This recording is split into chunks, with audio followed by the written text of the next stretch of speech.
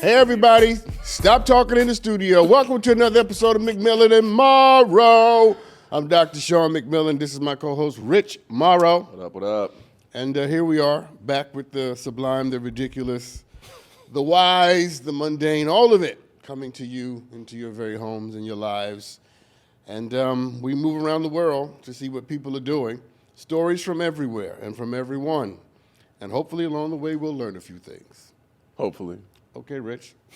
Hopefully we'll learn what are we doing not to today? do. What's going on? What are people doing? I don't know, but I know it's gloomy out here in LA, and I hate it. And I just needed to speak on that because it's a huge problem going on in our city that I wish would hurry up and clear itself up. What? Talking about the weather, yeah. Okay. When you're from Cleveland, it has a major impact on you. When you're from Cleveland, you should be used to gloomy weather. I know. That's exactly why I'm not there no more.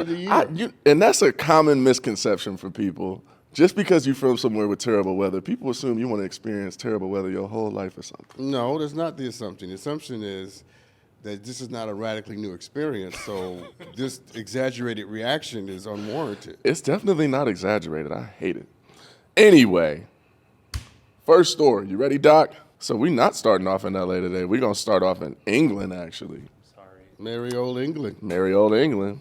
So according to the BBC in England, the Norfolk Council is sorry and, having to apologize for wrongly telling a man that he is dead. What? Initial thoughts. Wrongly telling a man that he's dead. Wrongfully telling a man that he's dead. Yes, that is the headline. It says that the South Norfolk Council told a 77-year-old man that it was sorry to hear he had died and informed him that he could get a council tax exemption. And it came just 1 month after his wife had died. I wouldn't mind being dead for that reason. That's what I'm about to say now when you hear the reason why. Let me tell y'all something. Keep going. So his wife had died a month prior.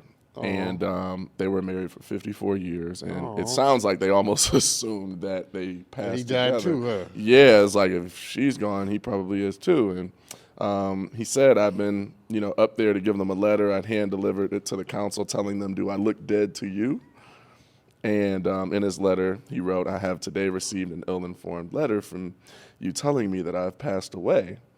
It's in utter shambles. They're asking me to fill in forms where they think I'm dead, and it doesn't make sense. So this just goes to show how much sometimes government does not pay attention to what they're doing because they're literally having him fill out forms for being dead. If he was dead, how would he be able to fill it out? Wait, let me see if I got it right. They are insisting that he's dead, but and he is in the room insisting that he's alive. But they continue to insist that he is deceased. Yeah, and fill out paperwork. In spite of his protestations. I'm a lot. That's interesting. Well, yeah. So did they resolve it? Yes, I think they did, but they just apologized and said that it was a human error. I feel like he should still get the tax exemption. I feel like I should get a tax exemption. It's not like wrongfully being imprisoned or anything. Yeah, and what injury did he actually? But when you tell a 77-year-old man, I'm sorry to inform you that you've passed away, and he's probably already dealing with the grief of his wife, from the last month. He probably don't want to be here anyway, realistically, at this point. Okay, right? Whoa. I'm just saying, I've met a lot of people that have lost their long-term partner. This man spent weeks and months insisting that he was alive, so he clearly doesn't. He has no morbid sense of his. I'm thinking of the emotional damage. But here's the wisdom in this, and this was interesting. The wisdom in this is that just because people call you a thing or say a thing to you doesn't make it true. Absolutely. It's not about what other people want to project on you to be your reality that makes it the thing that you have to claim. Yeah. And sometimes you have to really fight hard to reject what people are saying about your life or saying about you or saying about what it is you have inside of you. Because words are powerful. Words are powerful, but the will of a man or the will of a woman can be more powerful than that. And you can fight against what people are saying by not responding, or you can fight against what people are saying by living in the opposite direction. Yeah. So they said he was dead, so he proved that he was alive. You're right. And how many people watching it have had people say things about us or about you, and you had to really decide, make a decision Yeah. I am not going to be what they said that I am. And I think that's a beautiful thing. And that brings up something for me too. That happens in situations even when you are guilty of that thing, say, so to speak, as an example. You have an option once you're made aware that other people feel this way about you to change that behavior. It's like one of those things for me when I hear something about myself that I don't like, it's very hard for me to unhear it, And I try to almost take accountability to see, is there some truth in that? Or am I just being defensive because I don't like, being identified as this thing? And Well, both things can be true. Exactly.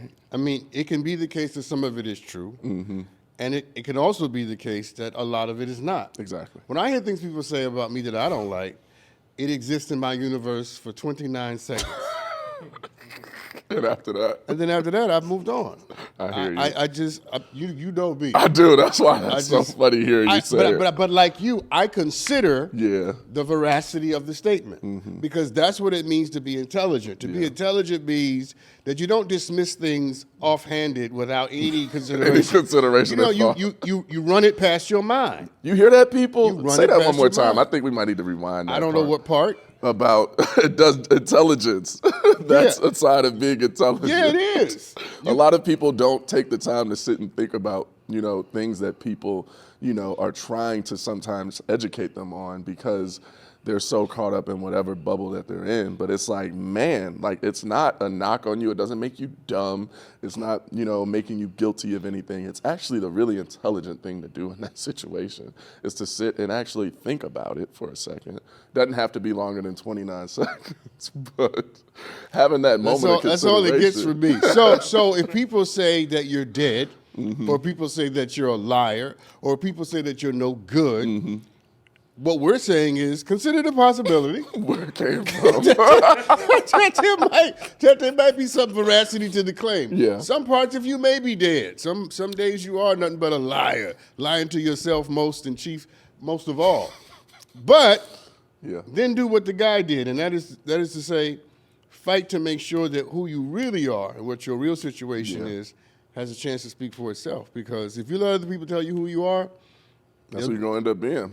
they'll do it every time, and no one outside of your everyday reality can ever truly know what it feels like to be you. Yeah. And that is why I always say that when you give people the whole story, they'll line up with you twice as fast. And in the case of this story, there was a story behind the story.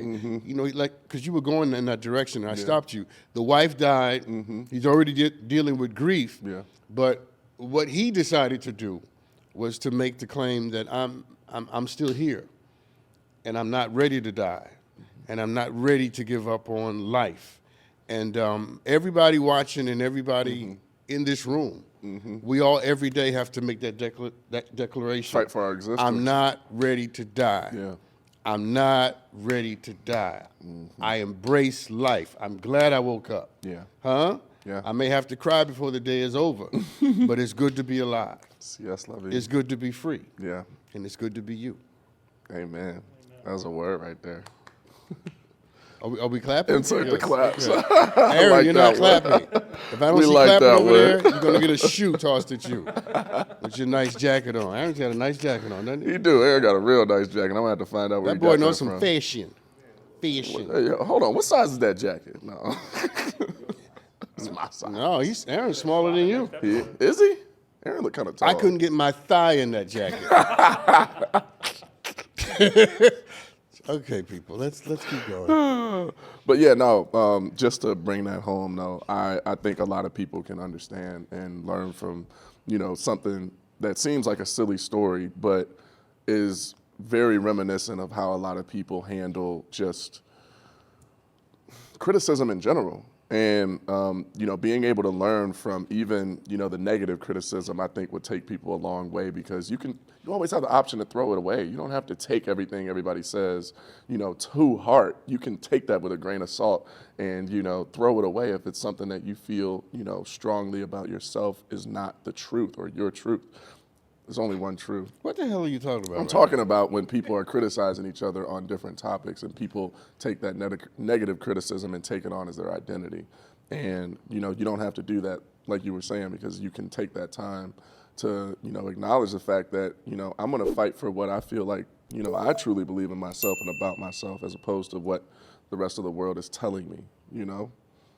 If a lot of people believe stop that. Stop a second, because you just did something very important. This is a teaching moment, all right? Go. I'm going to be your dad for about 30 Okay, seconds. go ahead. When you speak in the generic, it has less power. Okay.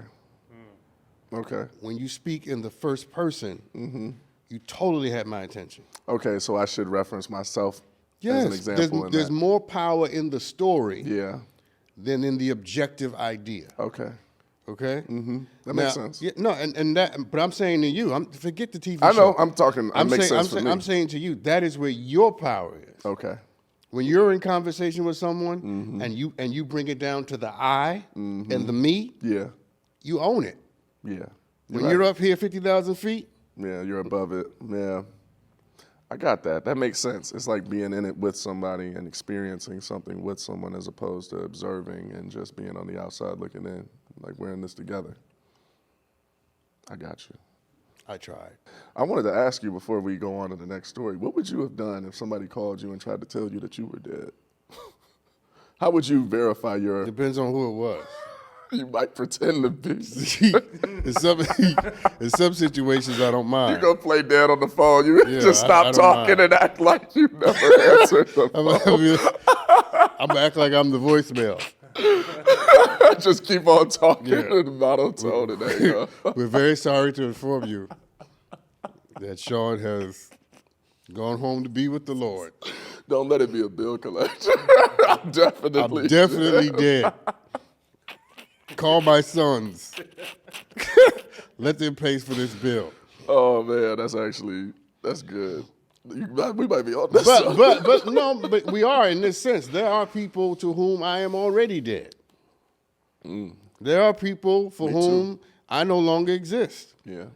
I'm irrelevant to them. I can do them no favors, or I've offended them in some way. Yeah. And so we are all dead to somebody. We are all dead to somebody. That's just the truth. And the beauty of the story and of what we're talking about is you can be dead to some people. Yeah. Doesn't mean you have to be dead to yourself. Should I throw my shoe at Aaron or Tyler? Which one should get the shoe? I think you got two shoes. You can do them both at the same time. No, that'll get in your spirit, won't it? It will. It will. No, I can be totally irrelevant to you. Yeah. Okay with that. But I like what I see when I look in the mirror. Man, I love that. And on that note, we're going to go to our first break, and we will be right back. How do you know these breaks are coming? I just got that spidey sense. All right. Bring us back in? No, we're back from the break. Oh, I didn't know if you were just going to. Make sure this gets into the show. Cute. So what are you going to introduce the show after every break? What the hell is going on? I thought you could have said welcome back. I mean, damn. Welcome back. Welcome back, people. We love you. It's good to see you. Hope you're comfortable. I'm giving this one a chance to get himself together. I'm already together. I'm together. I'm just asking if you wanted to warm them up. I mean, you can't just go straight in. You got to. Wow. What is happening? Wasn't there a lot of sexual innuendo? Whoa. First of all, that was all of y'all, because I wasn't even thinking like that. Water. Everybody in here had the same reaction because all of y'all heads in the gutter. All the ladies who are watching, I did that for you. I was just let him down that road. You gotta warm it up. There it is. You can't just dive straight in. You know, there's. Wow, you're going further. You're doubling down, Donald Trump. Just saying, man. You're trying to get the female viewership up. Let's go. Hey, if it helps. Take your shirt off. Nah, we ain't gonna do that. I got a logo on my shirt. I might get in trouble. Wow. Shots fired at Andy. Andy the lawyer, we love you. I'm just saying, I don't want no. Okay, can we get into the story? You ready? All that back. We going to China. Okay. Going to China. According to the Straits Times, undertakers. First of all, undertakers. I'm just going to continue here. Undertakers in China use AI to allow people to communicate with their deceased loved ones. Okay. There's a TV show about this. Yeah, I'm sure. And, excuse me, it says undertakers in China are using artificial intelligence to create lifelike avatars of deceased individuals, allowing their loved ones to communicate with them. So just like, you see Chat GPT and all these new AI softwares that they have, just imagine that being attached to an avatar like they give you on Instagram or something, and it actually being a loved one of yours that passed away, and they use all of their photos and, digital moments that they've had throughout their lives to create this AI software for them that knows, a bit of their personality, their speech patterns, all of that. And they've gotten positive feedback, believe it or not. I know you probably don't feel too strongly about this, but You mean too positively? I know you feel strongly, not too positively about this. But it's one of those things where I know everyone grieves differently. But do you think AI would possibly hinder the grieving process, or how do you think that affects us as humans psychologically when it's something that we all inevitably have to come to terms with? You have put a point on it perfectly. And that is the problem with artificial intelligence, for me, is that it allows us to avoid what is real. Yeah. You're having these fake conversations, and now we're creating fake people so that we don't have to deal with reality. And at some point, life is going to strike back. At some point, life is going to say, no, a little world you created, and it's that not real. And that this little phone, this is. Yeah. And I shudder to imagine what that might be. But the other problem with it is we live in an age of superstition. Absolutely. Where people don't have to deal with the truth. That is that which can be verified, seen, and is agreed to as a matter of consensus, right? And so people are sinking deeper into superstition. Yeah. And by superstition, I don't mean witches and warlocks and No, wizards. not at all. I mean things that people want to believe, things that people are inclined to think without any justification. It just isn't true. It's just what I think. And because it's in my head, it's got to be right. That's my truth. Yeah, don't get me started on that. But AI contributes to that. It does. Because we went from my truth to my reality. And now from my reality to my little world. And that's a problem. Yeah. Because it's not real. It's a slippery We slope. need to have a greater appreciation for the real, even if it hurts. Yeah. I would rather have a real conversation about you not liking me or not wanting to be with me than have a fictitious relationship where it's the case that I find out that none of it was true and none of it was real. Yeah. You'd feel like that would hurt a lot more. But people are choosing to be lied to. Yeah. And now because the lie is digital, does that make it better? And the point I'm making is when you create a person that no longer exists out of video clips and sounds of their voices, you are lying to the person. Because your body, It's it a doesn't know the digital lie. difference. You're still treating this person as if they're alive, and But, I feel like but chemically it's that's a not lie. healthy in a way. It's It a is lie. That's what I'm They're saying. not alive. It doesn't seem healthy. You got to deal with that. You got to deal with the truth as it is. Because there's going to be a time, just like you said, where rudely life is going to remind you of what is real and what isn't. And that's not something that you can just turn off. It's not something that you can just tone down. Life is going to be what it is. And the things that happen that we deal with inevitably, like death, illnesses, things of that nature, those are things that, although it's almost like, it seems like AI is trying to put Band-Aids over different realities and parts of life that people don't want to necessarily have to deal with, that may be difficult or strenuous, or stressful or whatever. It's lying. Chat that's what it is at the GPT. end Hold of on. Chat GPT is the dumbest thing ever. And I'll tell you why I think that. Go. Let's hear it. The whole room could disagree. I don't give a damn. I want to hear it. He's scared of nobody in here. I'm excited to hear Here's this. the why it's the dumbest thing ever. Because if you're in college using Chat GPT, your dumb ass still can't write the paper. It did all the work for you. Yeah. And the whole purpose of it was for you to be able to do that. It's for you to be able to know it. Yeah. See, we've gotten to the point rather where we think producing the end result is the point of the process. It's because that's all people The point of the process is to develop you into something. So if you give me the end result and deny me the process, then I missed the whole point of it. Absolutely. I didn't learn anything. I didn't develop. That's why it's crazy. Yeah. It's like people in a hurry to live their lives. People are in a hurry to get the benefits of things that they want people to think that they're smart, to look good. They want to hand the paper into the professor. Yeah. They want to get the work done without realizing that it's the pursuit that makes you better. It's the journey. Go read The Alchemist, people. Yeah. Or you're going to get ChatGPT to read it for you? They can get it to summarize my point is, there's some things you still have to do. Even in a digital world, there's some things you still have to do for yourself.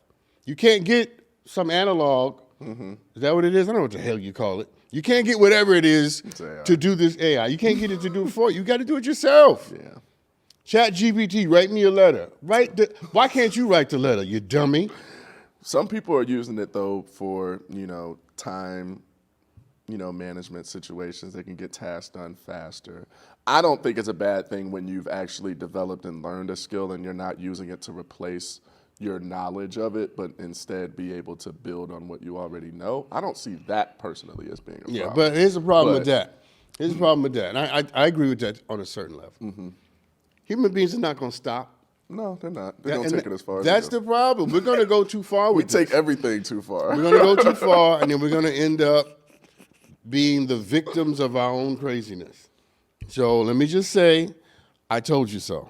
About one of the people that they call one of the godfathers of AI has been warning people about the potential. Yeah, it's all over. I mean, a bunch of people who are involved in it are warning people. But that's not an extraordinary act of courage. The act of courage should have been to be much more pensive and circumspect about developing it. Before it got this far. How about that? Because now it's out in the world, and like you said, humans tend to take things too far regardless of. We're already taking it too far. It just started. We're creating people that are dead. who are dead, so that people who can't deal with the reality of death can sit in a room and act like they're still here. And we had an episode where they were talking about the QR code being on the tombstones and doing something similar. This is a step even further. I told you then. Yeah. This is going to go too far, and here we are. Yeah. We're too far.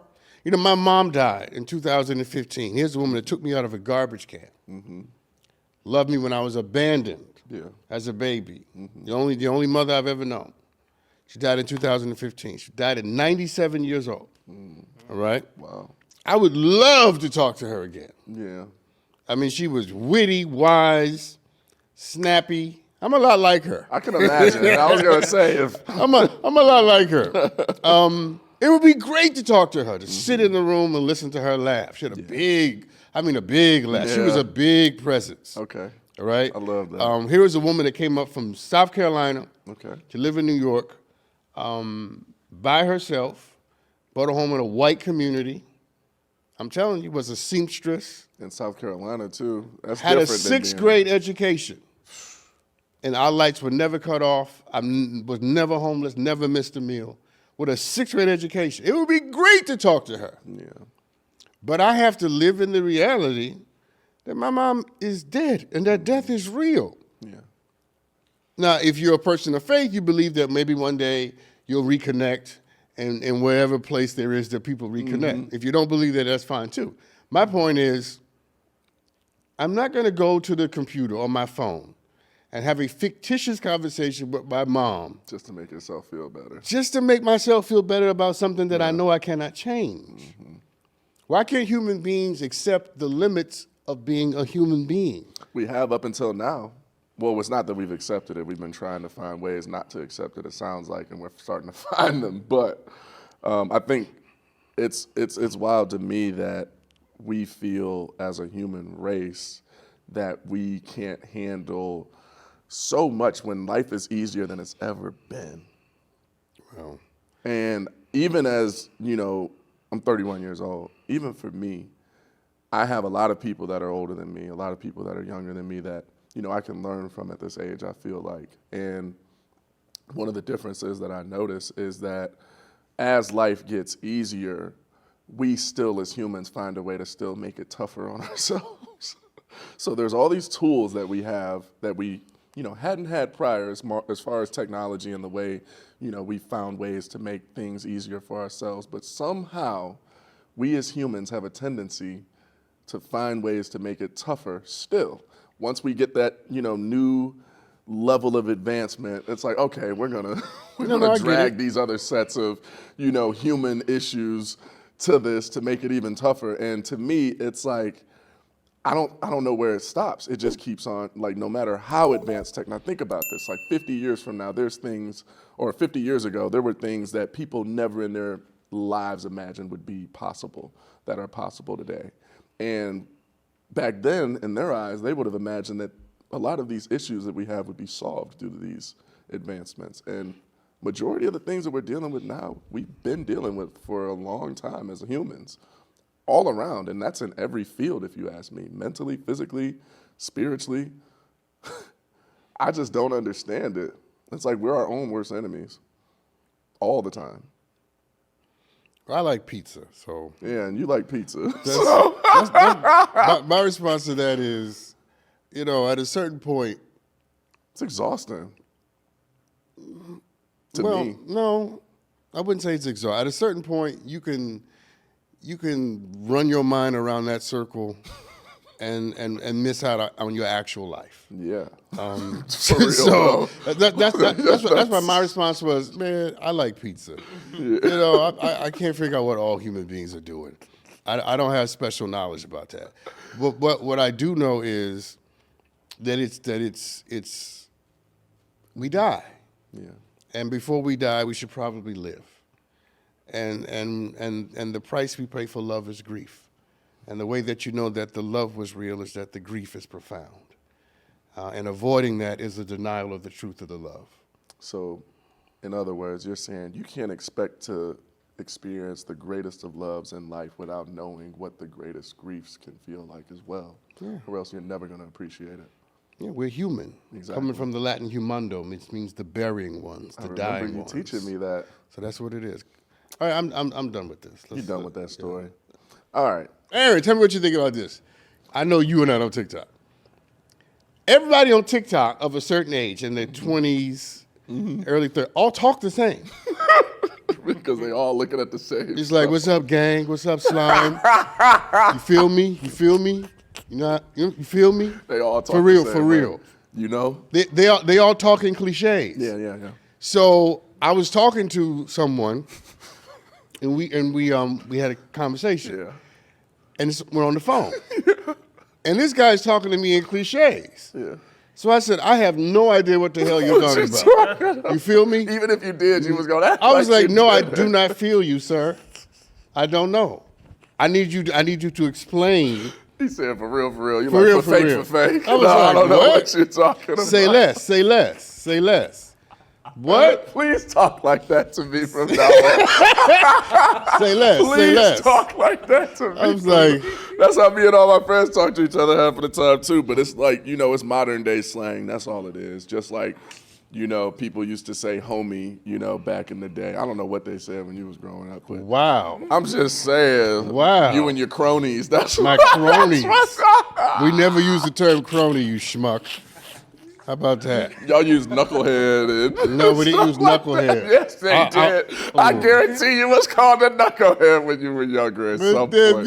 Am I wrong? I was never called Never called a knucklehead. I've been brilliant since since I was in the garbage can. You told us you discovered your brilliance in high school. Just because I didn't know it doesn't mean I didn't have Everybody it. else knew it though. Huh? How about that? Okay. Don't play with me. Don't play. So yeah, jive turkey. Aaron, do you like this job? Aaron, you see the top name? Scallywag. Aaron, you see the top name? What's the top name on the show? You make jokes to him. He's the bottom name. Oh man. So what was some slang that people used growing up for you then? I mean, like dope, People hot. still use that one. Yeah, I can see that. know what I mean? Yeah, I mean. You know what I mean? You know what I'm saying? That's fire. That's bomb. Okay. You know, I mean, we still say a lot of them. I mean, and that's fine. Yeah. But it was intermittent in To actual see. English. You know what I'm saying? The whole sentence was like, you feel me? Feel me, gangy? What's up, gangy? And if somebody calls me bro one more time, I'm slapping them. What's up, bro? Man. What's up, gang? What's up, gang? You gotta dap me up while you say it. What's up, gang? No. So what's the etymology or the history of gang? Where did that come from? Who started that? You know? I need a second. I don't know who started it. Find man. out where It's probably a where- musician slang though, gang? more than likely. It probably was Lil Baby or one of the babies. or NBA Youngboy. It could have been. And they all talk like NBA Youngboy. Oh, for sure. They all sound like him. That's because 40 million of them are and- listening to his videos every day. And they think that that's a good thing. And NBA Youngboy, I think you are probably a great person. You are probably a great artist to a lot of people. So I'm not slighting you, sir. I have nothing against you at all. I've never met you, so I can't speak negatively or positively about you. But how you communicate outside of music is not something that I want the masses of us to sort of pick up. Okay? They all sound like him. No, you're right. Am I right? You're right. And it's funny just hearing you speak on it because I'm so used to you speaking a certain way. And when I hear you speak like that, it's hilarious because it makes me realize how much different it actually is. And for you to be observing and just scrolling on TikTok, That's and why I go probably on. listening and like, That's why I go what on. are they talking I'm just like, what? How do y'all know what each other's saying? And you know what the problem with that is? Oh, I'm about to stumble on something good. It's like Ebonics. Oh, this is about to get good. Let's you ready? go. Is that when you speak in cliches and half phrases, your audience or your listener can infer and add their own meaning to what you're saying. Yeah. So you can think you have agreement Yeah. and really not have agreement at all. Yeah. Somebody could just be like, you good, gang. And Yeah. you don't even know if they really, So mean that or So someone said to me on TikTok in the messages, we locked in. Yeah. You know what that means? No. So we locked in means like we connected. I got you. I got we good. that. We good. We good. We locked in. Just know we good. So, and my response was, Locked in what? What are we locked in? Can we get out? do you need help? Do you need bail? Can we get out? Can we get out? That's good. That's I'm so good. confused. Okay, people, I'm not as ignorant as they're making me seem, okay? All right? I'm tapped into the culture. All right. See, he tapped in. That's another one. But my problem with him saying we locked in was that it was an obfuscation of the words he really needed to say. You know what I'm saying? Dude. You gave me a cliche. Yeah. What I need is an actual Confirmation. Boy, don't make me see. You see? I need a damn confirmation. We locked in. They ain't gonna do it. It's like, so is that confirmed? Are we actually going to do Is this? this actually happening then? Okay, I'll just check. We locked in. Mm-mm. You got tears in my eyes from laughing. I'm crying about this. too, That 'cause- was so funny. Man, I just want to hear you have a conversation with like an 18-year-old now, Listen, I just had one. just to see how you looking at him. And you know what I make them do? Come up to my level. Come on up here, little boy. Come on up here. Come up where I am. And you know what I found? Because I'm very respectful, as you know. Yeah. I'm very respectful and I'm very generous. You are. But at some point, I say to them, now we done playing down here. All right? I done been nice. But if we going to go forward, We're going to need to pick it up. we going to have to come up here. Yeah. And 9.5 times out of 10, they value that. I always have. They I've value never that. spoken to you like I speak to my, friends that talk, however, we talk together. And I think that that's a skill that most people should work on developing. I know for me personally, I got to see the both worlds of being, in, the inner city and dealing with, the slang and terminology that you have to speak to kind of fit in and get by, and then transfer into a school where if I were speaking like that, my teachers would look at me and be like, I'm not even gonna lie. One time I had a teacher tell me we are not in the hood. And I didn't know whether I should be offended or check myself because I'm looking around the room and I'm one of the only little black boys in there.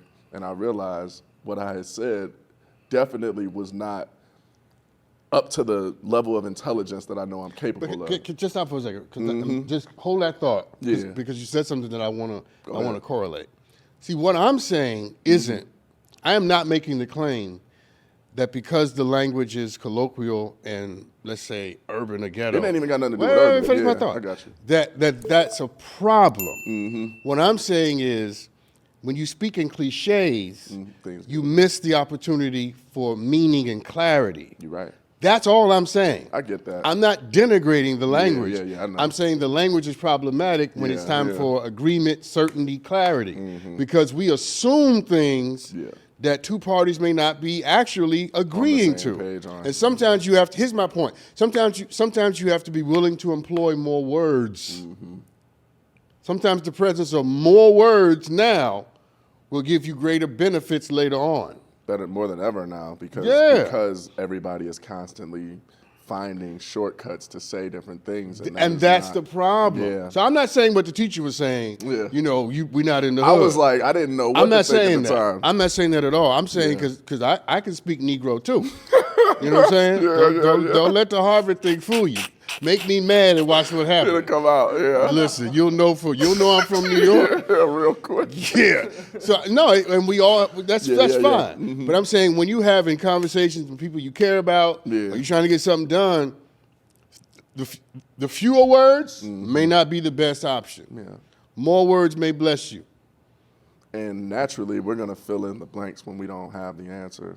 And that's the point I'm making. And that's a gray area for everybody. We locked in. What the hell does that mean?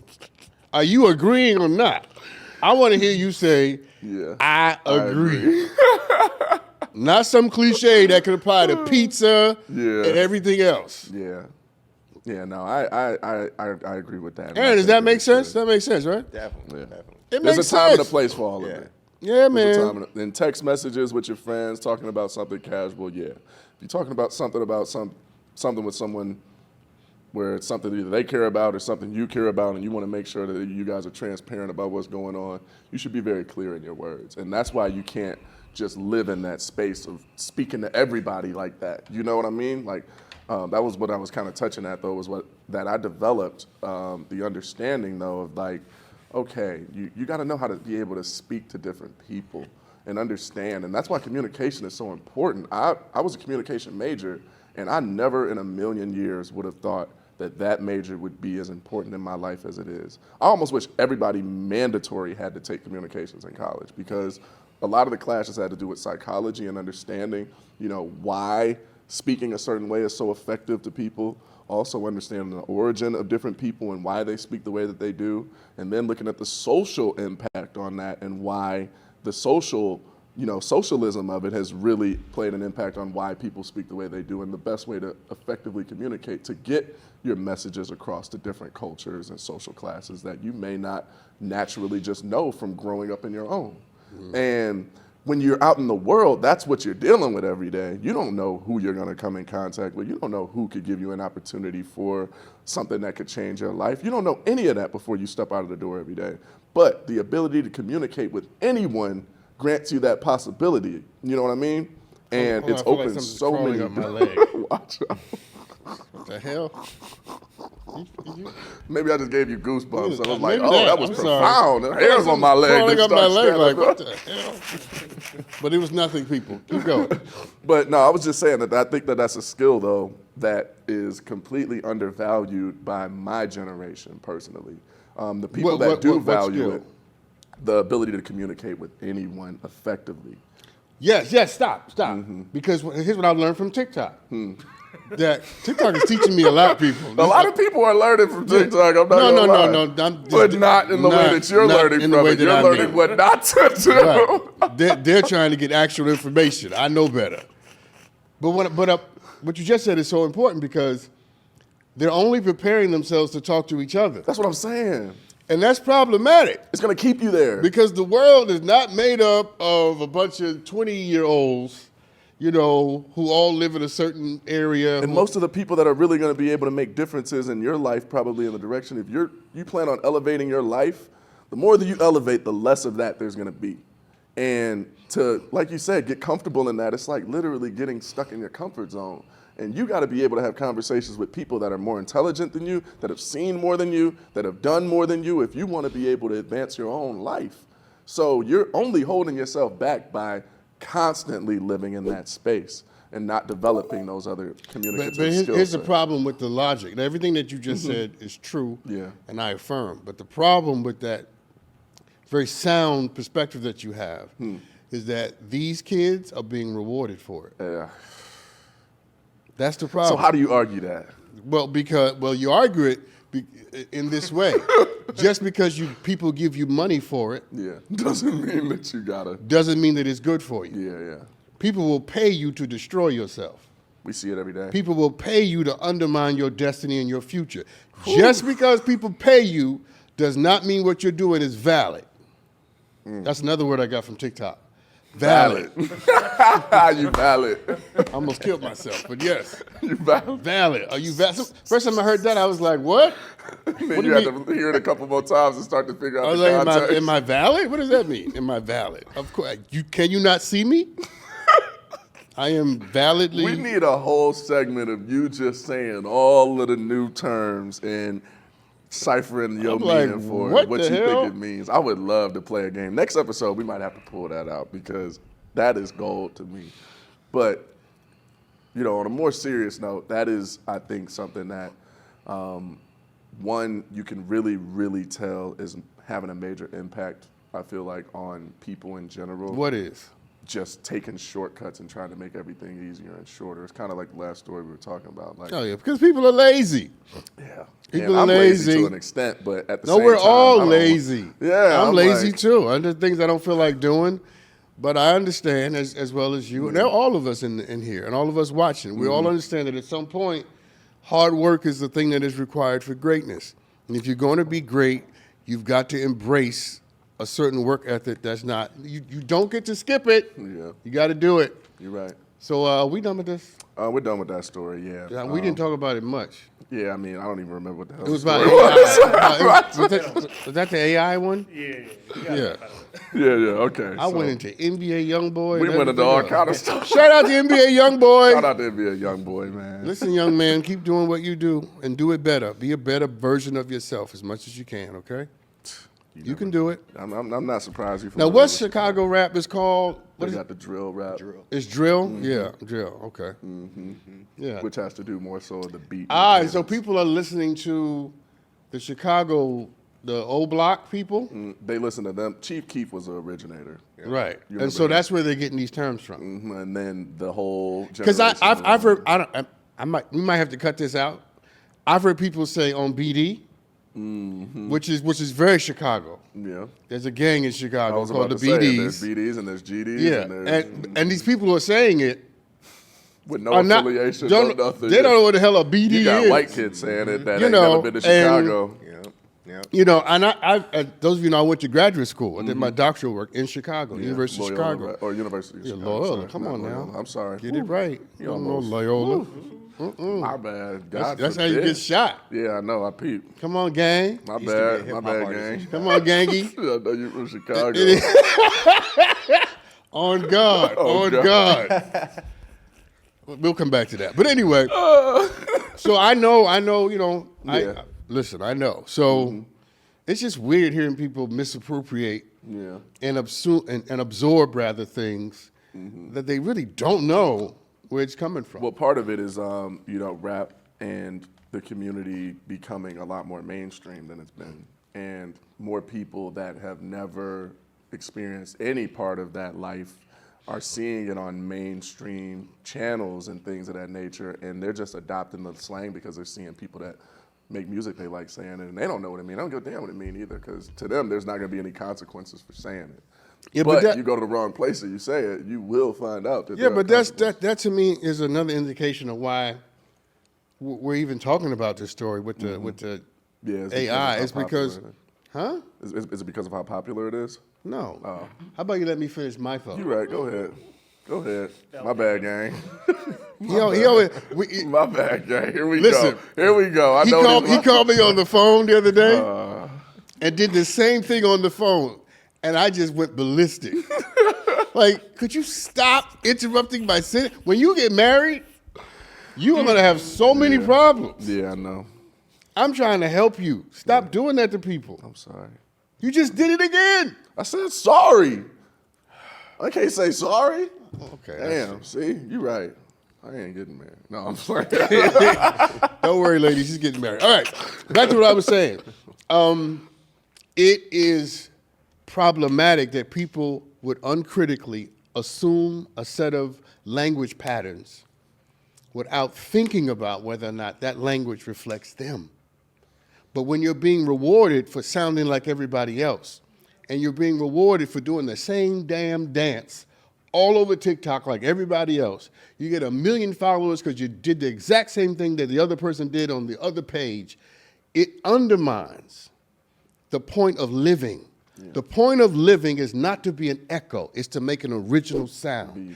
And there's something to be said about capitalism's undermining of that impulse, that people are willing to pay you to be a cheap copy. That is so powerful.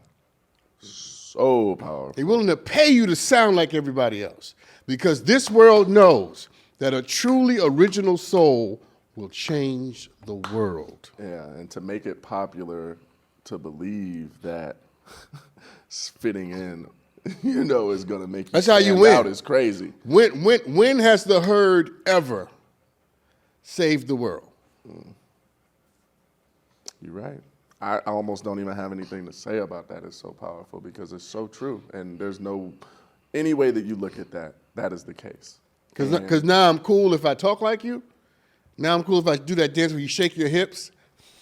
Can you do that dance? Uzi one, no, I can't. I've never tried to do that one. That's not in my wheelhouse. Nah. But, man, I'm over here stuck on what you said. We weren't designed to be echoes. I'm doing my TikTok dance. I see you. I'm ignoring you. I'm doing you now. I'm being you now. I can't do it. I'm being you now. My hips don't move like that. Are you done? I'm gonna throw my hip out messing around with you kids. Look, I already got a bad back, so I know not to. Oh my! And everybody does it, and they do it like 95 times on their page. Because you know why? Because they get validated for it. Yeah, exactly. And they make it a trend. And the trend should be being unique. It's crazy. They try to sell it as, oh, you got to be yourself. Just be yourself, and you're gonna. No, they don't want you to be yourself. No. They want you to be like the trend. Follow the trends is what they really want you to do. Follow the herd. Follow the herd. Friedrich Nietzsche. And then we can wrap this up because we're running out of time. Oh, okay. But Friedrich Nietzsche is a German philosopher, one of my favorite philosophers. He was crazy, but he was one of my favorite philosophers. And Nietzsche understood that herd mentality, that herd acting, herd behavior will ultimately undermine the spirit of your own personal greatness.